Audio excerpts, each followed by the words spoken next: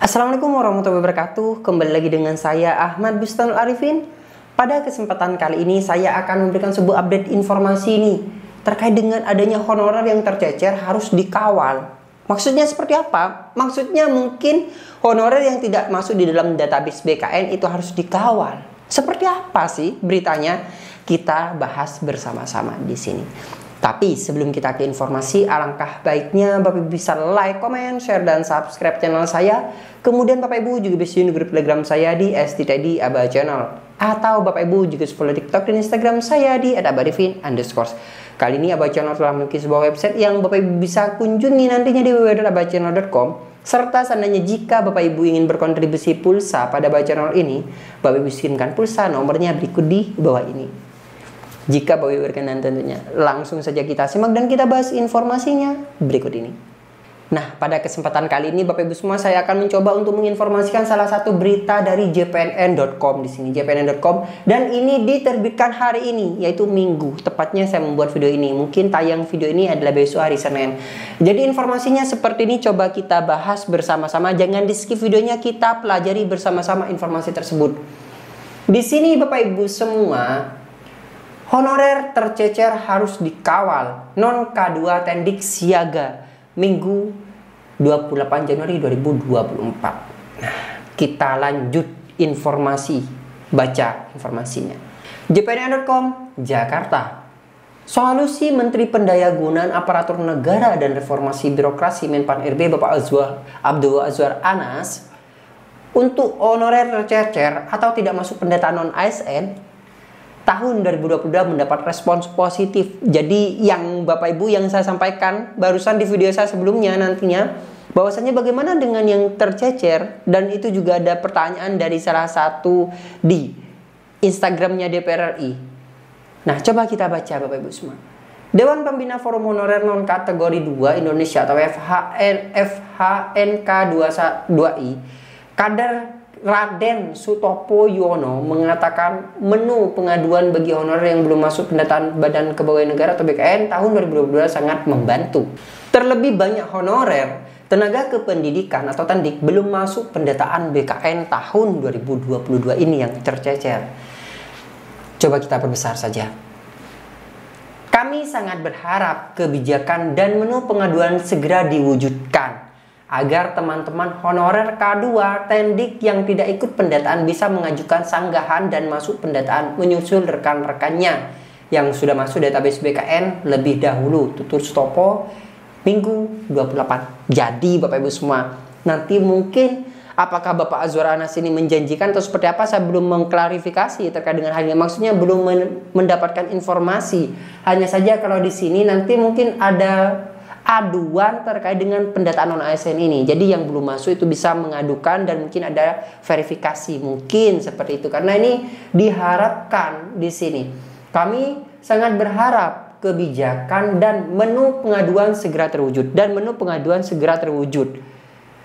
Apakah hanya harapan Bapak Sutopo ini, atau memang dari Bapak Menpan RB langsung menyampaikan? Itu coba nanti di kesempatan lain kita bahas, kita cari informasi tersebut. Kemudian Sutopo berharap honorer tercecer ini bisa terakomodasi dalam rekrutmen P3K 2024. Apalagi kuota yang disiapkan pusat sangat banyak. Pusat menyiapkan sangat banyak. Daerah kan seperti itu loh Bapak Ibu semua. Daerah kalau tidak mengusulkan ya percuma. Pusat kan tidak tahu berapa jumlah kebutuhan yang di lembaga jika pemerintah daerah tidak mengusulkan. Semuanya melalui aplikasi e-formasi yang sudah saya jelaskan kepada Bapak Ibu semua sebelumnya.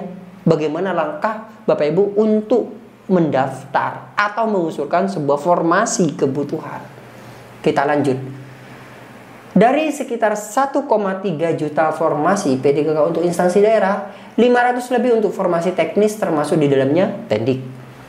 Menteri Anas kan sudah memastikan honorer yang masuk data BKN akan diangkat menjadi P3K tahun ini. Kami berharap peluang tersebut terbuka juga untuk honorer yang tercecer.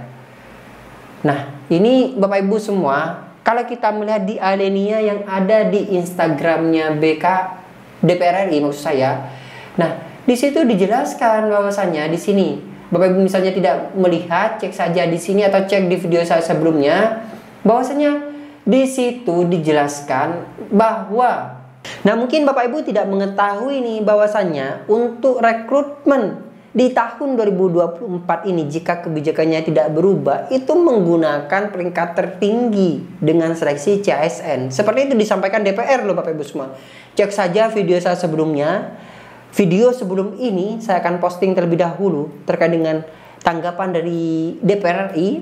Nah, di situ menjelaskan bahwasannya nanti akan menggunakan sistem CASN. Nah, apakah CAT atau apa itu? Kalau dilihat itu pemeringkatan seperti itu kata-katanya. Coba cek saja video saya sebelumnya agar Bapak Ibu juga mengetahui. Kita lanjutkan pada informasinya. Dia menambahkan honorer tendik tidak memasalahkan diangkat PDK paruh waktu ataupun penuh waktu. Mereka hanya berharap bisa menjadi ASN tahun ini agar tidak kena pemutusan hubungan kerja atau PHK. Yang perlu digarisbawahi juga, kalau hanya status tapi gajinya tidak naik, seandainya nih namanya P3K tapi gajinya misalnya 200.000, apakah Bapak Ibu mau nih? Coba tanggapi di kolom komentar di bawah. Otomatis dengan diangkatnya P3K baik penuh waktu, paruh waktu, yang terpenting adalah kesejahteraan mereka untuk menghidupi keluarga mereka semua. Kan intinya seperti itu sebenarnya Bapak Ibu semua. Sebab keberadaan honorer ini hanya sampai 31 Desember 2024. Sutopo mengungkapkan, Pemda saat ini menunggu regulasi yang meyakinkan terkait dengan anggaran gaji dan tunjangan P3K. Kementerian Pendayagunaan Aparatur Negara dan Reformasi Birokrasi atau Kemenpan RB sudah mengeluarkan regulasi yang mengakomodasi honorer berijazah sekolah dasar. Memang benar disampaikan di situ di edaran yang sebelumnya dari Menpan yang tanggal Desember waktu itu Bapak Ibu, 23 Desember kalau tidak salah. Di situ dijelaskan bahwasanya ijazah SD itu bisa mulai, dan nanti untuk tahun 2024 ini itu dibuka untuk pelaksana maupun jabatan fungsional seperti itu. Begitu juga regulasi yang mengakomodasi honorer teknis administrasi di jabatan pelaksana. Kami berharap ada regulasi yang lebih terperinci untuk tendik seperti operator, penjaga sekolah, tata usaha, laboran, pustakawan, petugas kebersihan, dan lainnya agar Pemda makin percaya diri mengajukan usulan kebutuhan formasi P3K tahun 2024, tuturnya. Sebelumnya dalam pertemuan Menpan RB Bapak Abdul Azwar Anas dengan Ketum Forum Tenaga Kependidikan Tendik Solidaritas Nasional Wiyata Bakti atau SNWI, Reni pada 17 Januari 2024 mengungkapkan bahwa pemerintah akan memberikan kesempatan bagi honorer yang belum masuk data BKN untuk melakukan sanggahan.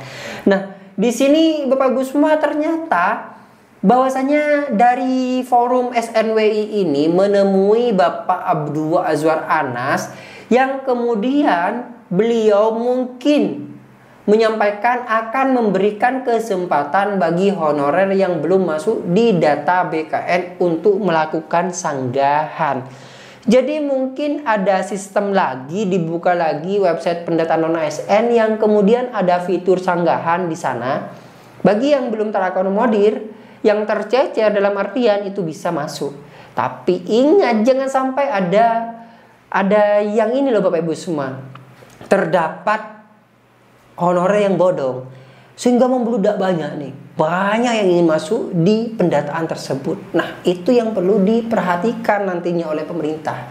Kasihan yang sudah lama mengabdi loh Bapak Ibu semua. Kami bertemu dengan Menpan RB Bapak Abdul Azwar Anas dan PLT Kepala BKN Haryomo Dwi Putranto untuk mendesak pemerintah menyelesaikan honorer tendik di tahun 2024, kata Reni kepada jpn.com Kamis 25 bulan 1. Dia mengungkapkan SNWI meminta agar rekrutmen atau perekrutan tendik menjadi SN P3K ini tidak hanya untuk jabatan tertentu. Semua honorer tendik mulai dari penjaga sekolah, operator, laboran, pustakawan, tenaga administrasi, sekolah, security, tenaga keamanan, dan lainnya harus direkrut jadi ASN. Reni mengatakan ada banyak kekhawatiran honorer tendik soal pendataan BKN ini. Apakah mereka akan tetap diakomodasi dalam seleksi P3K 2024 yang mengalokasikan 1,6 juta formasi baik pusat ataupun daerah? Semuanya tergantung pemerintah daerah, Pemda. Apakah Pemda mengusulkan atau tidak? Seperti yang selalu saya sampaikan hal ini. Jadi Pemdanya mengusulkan tidak, percuma pusat memberikan kuota banyak, Pemdanya tidak mengusulkan. Nah, Pemda pun pasti punya alasan kenapa tidak mengusulkan. Jadi saya di sini tidak memihak di Pemda ataupun di pusat. Intinya saling komunikasi dan kolaborasi. Itu saja loh Bapak Ibu semua. Sementara Menteri Bapak Abdul Azwar Anas menyatakan akan membuka pengaduan atau masa sanggah apabila ada honorer tendik yang sudah bekerja lama tetapi tidak masuk di dalam pendataan BKN 2022. Reni pun mengimbau honorer tendik memanfaatkan waktu tersisa untuk mendekati Pemda agar mengajukan usulan kebutuhan P3K teknis semaksimal mungkin, ditutup di tanggal 31 Januari tahun 2024 di sini. Nah, kita lanjut. Jangan sampai 1,3 juta formasi PDK untuk instansi daerah tidak terisi maksimal. Benar sekali. Kalau pemerintah daerah tidak mengusulkan, apa dikata? Ya, pemerintah pusat tidak akan mengusulkan juga. Mungkin sekian informasi kali ini yang bisa saya sampaikan kepada Bapak Ibu semua. Kurang lebihnya saya mohon maaf. Semoga informasi ini memberikan manfaat nih bagi Bapak Ibu semua. Bagi yang belum subscribe, silakan subscribe channel ini, aktifkan notifikasinya, dan saya harapkan Bapak Ibu bisa menjadikan channel ini sebagai rekan atau sahabat Bapak Ibu dalam mencari sebuah informasi. Wassalamualaikum warahmatullahi wabarakatuh.